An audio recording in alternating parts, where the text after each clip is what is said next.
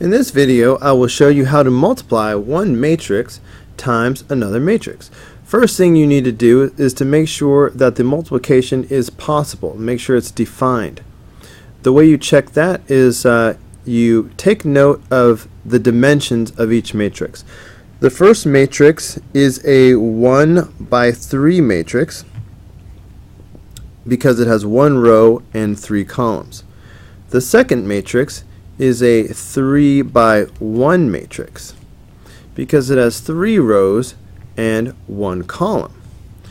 The matrix multiplication will be defined only if the inner dimensions are the same.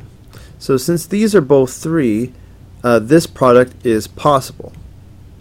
Now you can tell what the dimensions of the final answer will be, the dimensions of the product, by looking at the outer dimensions. See how the outer dimensions are 1 and 1? That means that the final answer will be a 1 by 1 matrix. So I'm going to set up to show this work, but it's going to be actually simpler than it normally would be because the final answer is just going to be a 1 by 1 matrix. So I'm just going to start with a single entry.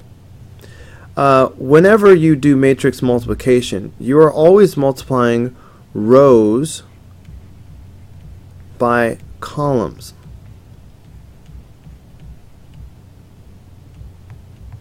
The rows always come from the first matrix and the columns always come from the second matrix. But in this case we only have one row and one column, so this is going to be short. So we're going to multiply this row. Even though it's horizontal, I'm going to write this row vertically for easy arithmetic. So my row here is 6, 1, 4, so negative 4, so I will write 6, 1, negative 4.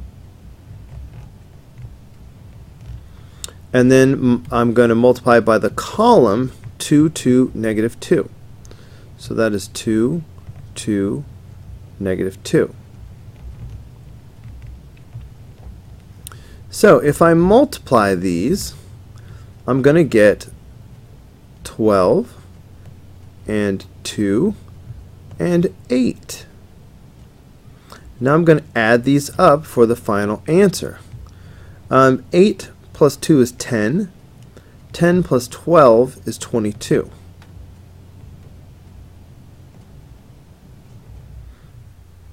Okay, so look, that's it, the end. We knew that our final answer would be a 1 by 1 matrix, and that 1 by 1 matrix has the single entry 22. So this is the final answer for number 4. Okay, now let's keep going. That was an odd example, so that doesn't really give you the feel. If this is the first video you're watching, you probably should watch the previous video where I did problem number 1, 2, and 3 from the same worksheet. So if you can find the previous video, go look for that. But anyway, let's keep going. For number 5, what are the dimensions of the first matrix? Alright, this is a 3 by 3 matrix. 3 rows, 3 columns. The dimensions of the second matrix are 2 by 2. 2 rows, 2 columns. Now this product will be possible only if the inner dimensions are the same. Uh-oh, these dimensions are not the same. So therefore this product is undefined.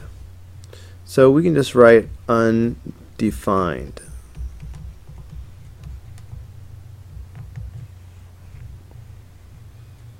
Alright, and that's all we can really do for number 5. Let's take a look at number 6. Maybe this one will go better. Let's check the dimensions. This is a 3 by 2 matrix because it has 3 rows and 2 columns. On the other hand, the second matrix is a 2 by 1 matrix because it has 2 rows and 1 column. This product will only be possible if the inner dimensions are the same. And oh look, they are the same, so this will be possible. Now the dimensions of the product the dimensions of the final answer will be a 3 by 1 matrix. So that's important because the first thing I'm going to do is set up an empty 3 by 1 matrix. So I need a matrix that has 3 rows and 1 column. So here we go. 3 rows, but only 1 column. So, whenever you do matrix multiplication, you are multiplying rows by columns.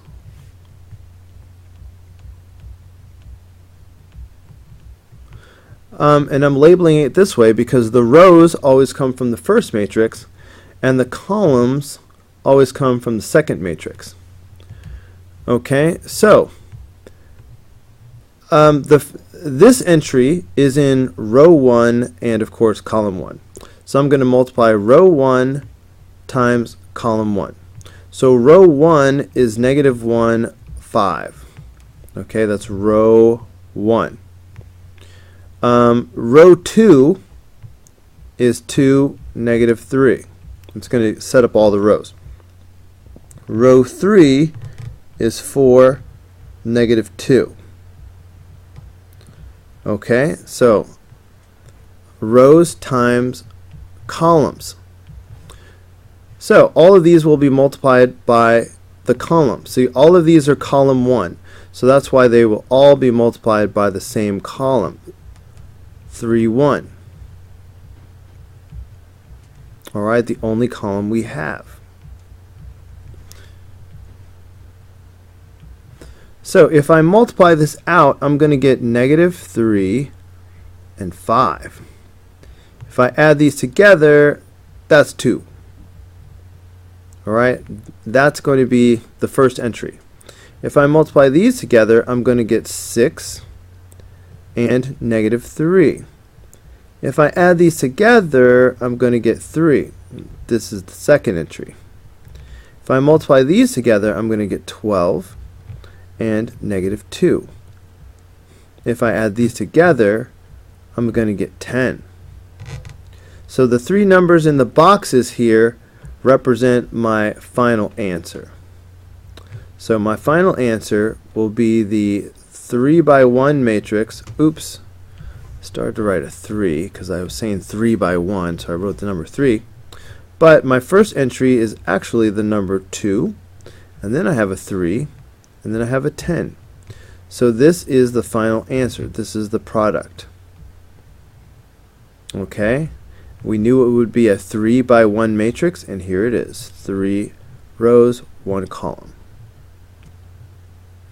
For number 7, we have to multiply these two matrices together, but we also have scalar multiplication to do. So if you take -2 and you multiply it by the first matrix, this is what you get. Now I'm going to just bring down the second matrix, unchanged. So now we stop and analyze the dimensions. Let's make sure that the product is possible and figure out the dimensions of the product if it is possible. So the first matrix has dimensions 3 by 3. It has 3 rows and 3 columns. The second matrix also has dimensions 3 by 3. It also has 3 rows and 3 columns. Now, matrix multiplication is only possible if the inner dimensions are the same. So, the inner dimensions are both 3, so this is possible. We can know the dimensions of the product, the final answer, by looking at the outer dimensions. So the final answer, the product, will have the dimensions 3 by 3.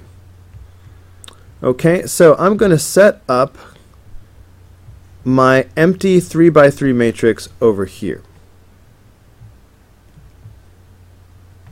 Okay, so here comes my empty 3 by 3 matrix.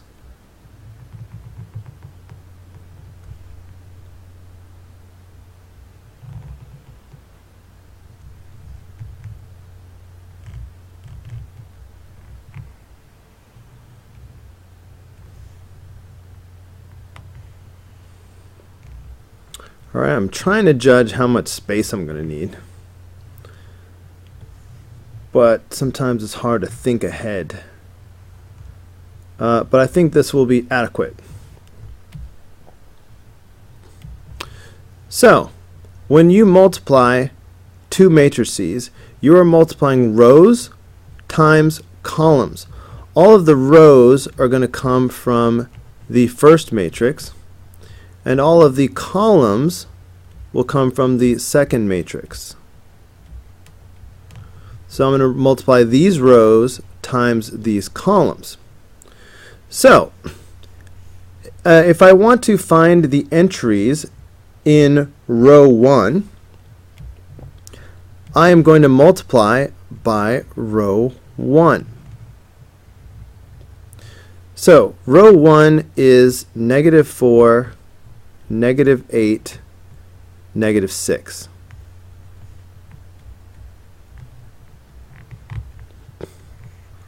Okay? All of these entries are in row 1, so they will all be multiplied with row 1. So I'm just going to go ahead and copy down row 1 in all three of these entries. Just makes it go a little bit faster if I do all the rows at once. Okay, now let's move on to row 2. Row 2 will appear in my calculations for all of the entries in row 2.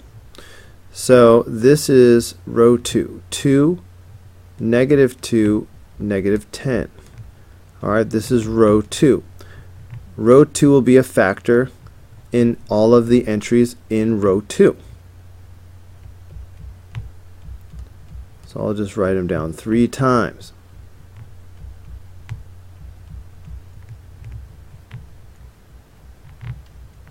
Okay, let's move on to row 3.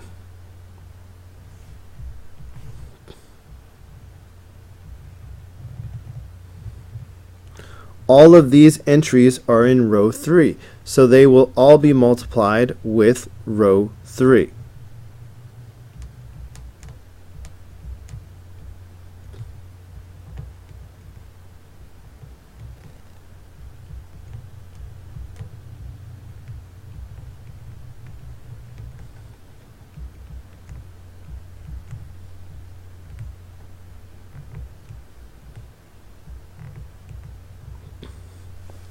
Okay, so that's it for the rows. Now let's switch gears and talk about the columns. If I want to find the entries in column 1, I will multiply using column 1. So all of these entries will be multiplied by this column. 0, -2, 10. I don't know if I have enough space here. I'm going to have to really squeeze it in. So again and again, 0, -2, 10. It's going to be tight.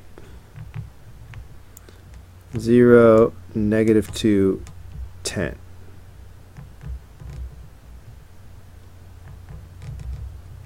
All right. Next, let's look at column 2. To find the entries in column 2, I will multiply using column 2. So they will all have 1, -1, and 4 as a product. 1, -1, 4.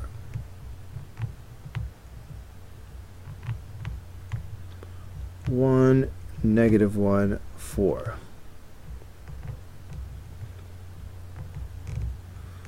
Okay, and finally, let us consider the final column. All right, here is column 3.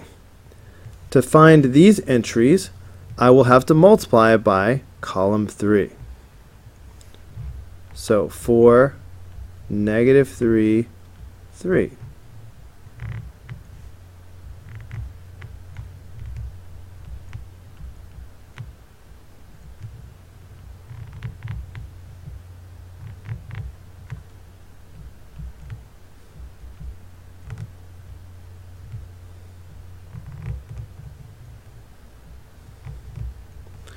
Okay, now I need to multiply these together all over the place. So multiplying here, I'm going to get 0, 16, and negative 60. Okay, all these need to be added up. So 0 is not doing anything, but 16 and negative 60.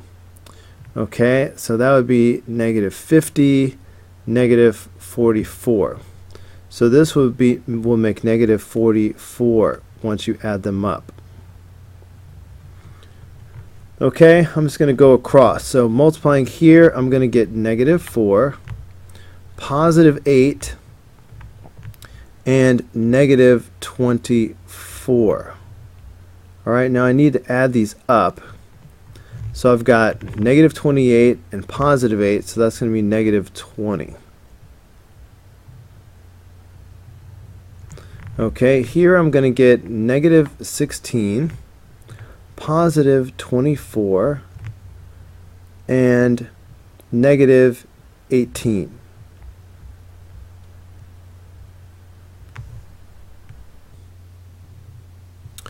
That's negative 10. Multiplying here, I'm going to get 0 and 4 and negative 20. If I add these up, that's going to be negative 16. If I multiply these, I'm going to get 2 and 2 and negative 40. Okay, that's 4 and negative 40. So that should be negative 36. Alright, multiplying here, I'm going to get 8 and 6 and negative 30. Got to add them all up. That's negative 16. Multiplying here, I'm going to get 0, negative 8, and 60. So that's going to be 52. Alright, multiplying here, I'm going to get negative 2, negative 4, and 24. Alright, putting those together, that'll be 20. And then minus 2 will be 18.